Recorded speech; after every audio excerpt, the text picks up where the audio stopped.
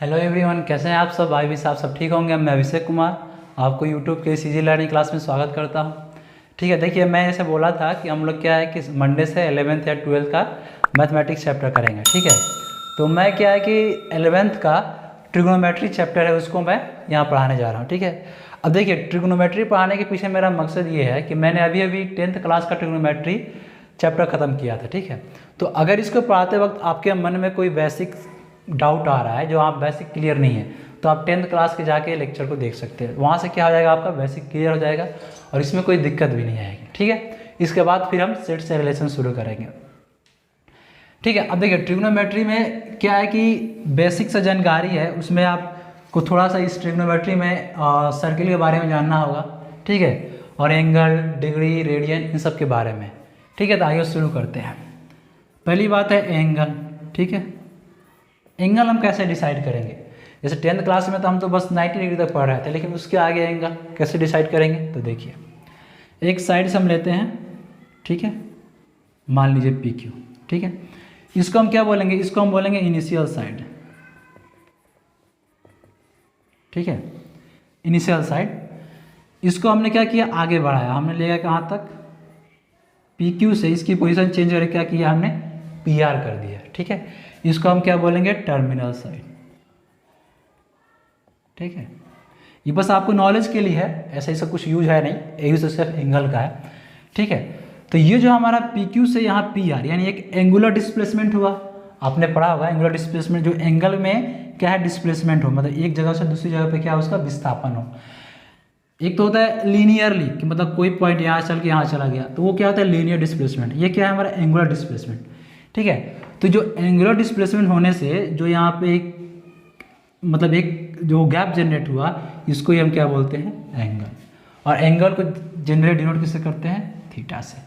ठीक है, तो हम बोल सकते हैं कि एंगुलर डिस्प्लेसमेंट, देखिए एक्चुअली एंगुलर डिस्प्लेसमेंट को हम क्या बोल दिए हैं, थीटा, तो इसीलिए एंगल को भी हम क्या बोलते हैं, थीटा से डिनोट करते हैं। ठीक है, अब देखिए इसमें क्या है कि हमारा जो थीटा है, मतलब एंगुलर डिस्प्लेसमेंट ही थीटा नहीं है, लेकिन जो हमारा थीटा है वो हमारा पॉजिटिव भी हो सकता है, नेगेटिव भी हो सकता है।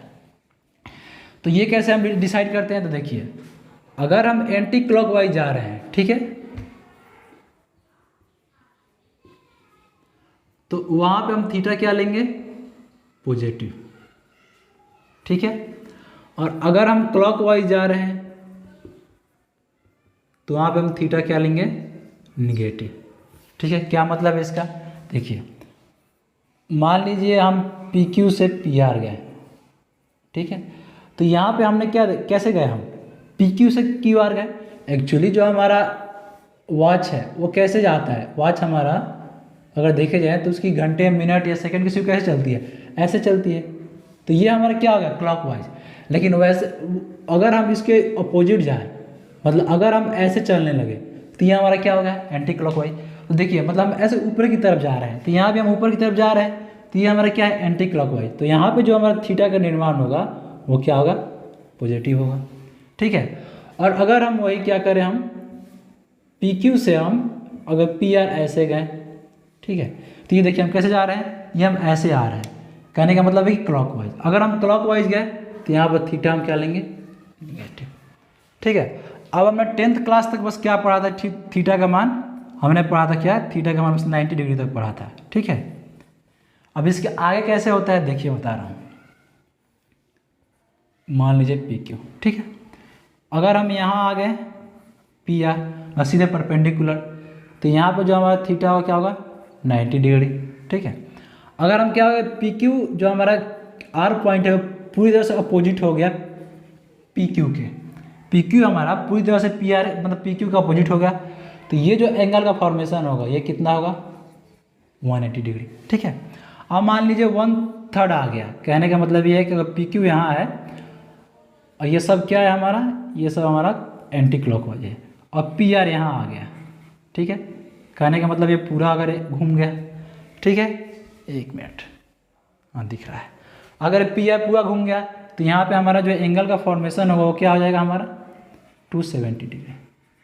ठीक है, अब ये कैसे देखिए, ये क्या हुआ हमारा 180 तो यहाँ तक आ गया, और ये जो हमारा फॉर्मेशन था वो कितने का था, 90 का था, क्योंकि हम दिख रहा था कि ये परपेंडिकुलर है तो 90, यानी 180 तो ये पूरा हो गया और फिर नीचे आया तो 90, तो 180 प्लस 90 क्या होगा, 270। ठीक है, एक और है, अगर हमारा ये जो हमारा साइड्स है पी क्यू, अगर पूरा क्या हो रोटेट करके और फिर से हमारा पी आर पे ही आ जाए, मतलब पी आर जो हमारा जो क्यू डिस्प्लेसमेंट है पी क्यू पूरा से रोटेट होकर फिर से क्यू पे आ जाए, यानी अगर पी क्यू पी आर के बराबर हो जाए तो यहाँ पे हमारा थीटा क्या हो जाएगा, 360। ठीक है, तो आई होप आप थीटा कॉन्सेप्ट समझ गए होंगे। चलिए आइए आगे बढ़ते हैं, एक बार देख लीजिए।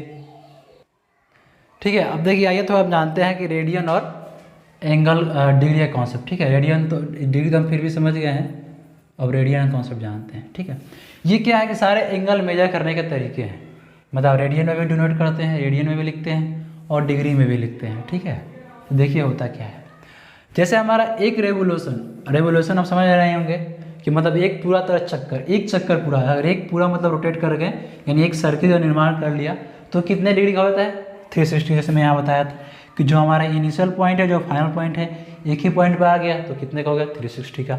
ठीक है, तो डिग्री क्या बोलता है, डिग्री बोलता है ना कि 1 डिग्री होता है मतलब कि 1/360 ऑफ 1 रेवोल्यूशन। ठीक है, ये बस एक डेफिनेशन है मतलब समझने का।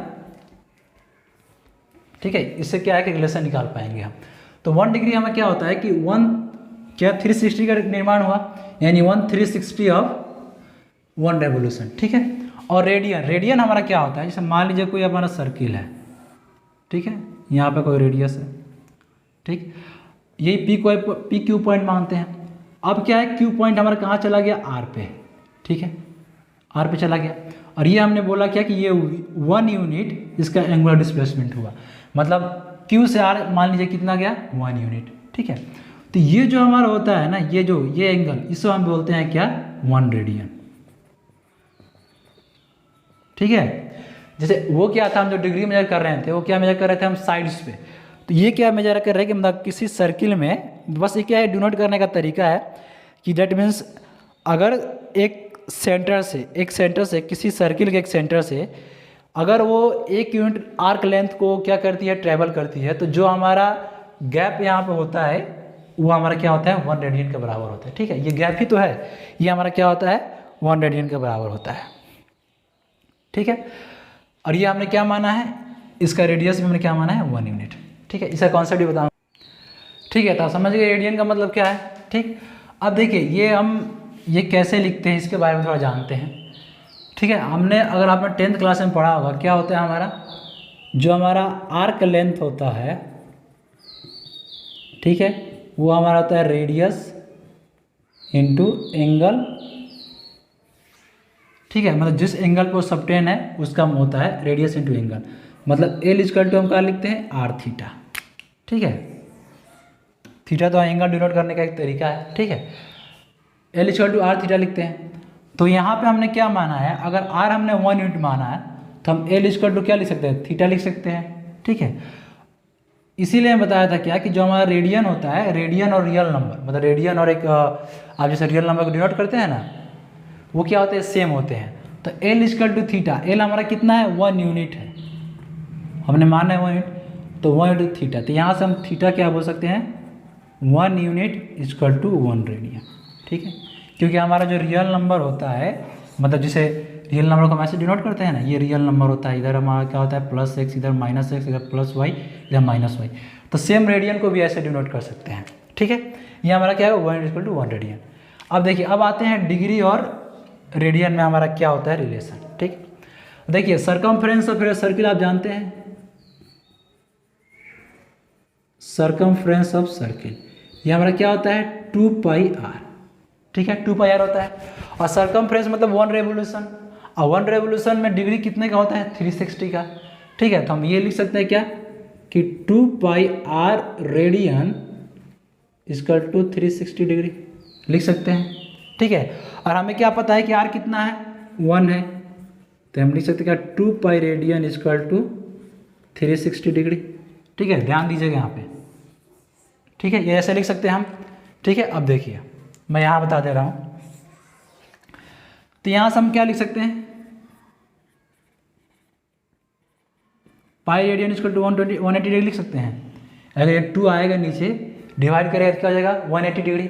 तो pi radian equal to 180 degree लिख सकते हैं। तो हम यहाँ से हम क्या लिख सकते हैं कि 1 radian equal to 180 by pi degree. ठीक है, क्या लिख सकते हैं हम, यहाँ लिख दे रहा हूँ 1 radian equal to 180 by pi degree. ठीक है, तो ये हमारा रिलेशन होता है। ठीक है, आप उल्टा भी लिख सकते हैं। उल्टा कैसे लिख सकते हैं मैं बता रहा हूँ, एक बार देखिए आप।